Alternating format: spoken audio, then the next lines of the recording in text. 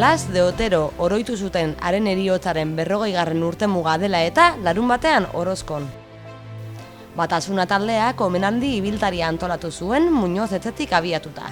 Bertan igarotzen baitzituen Blas de Oterok udara guztiak.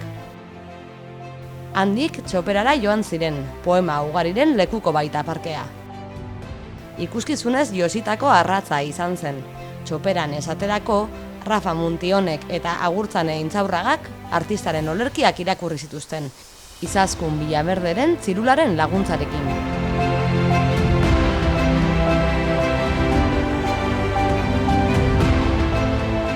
Segidan, Maialen Bilbao dantzariaren txanda iritsi zen.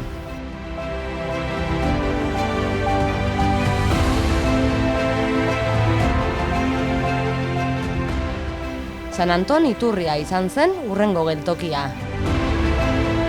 Miriam Roman soinujolearen doinu artean errezitatu zituzten Blas de Oteroren Orozko zein Aranari buruzko olerkiak inguruetako tokiei keinu eginez.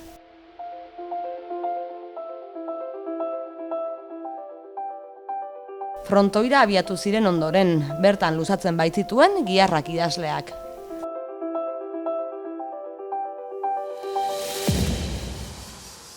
Hala, Orozkoko eskolako aurrek eta Potolari Bertso eskolakoek hartu zuten hitza, pilota eta txalaparta hotzen artean.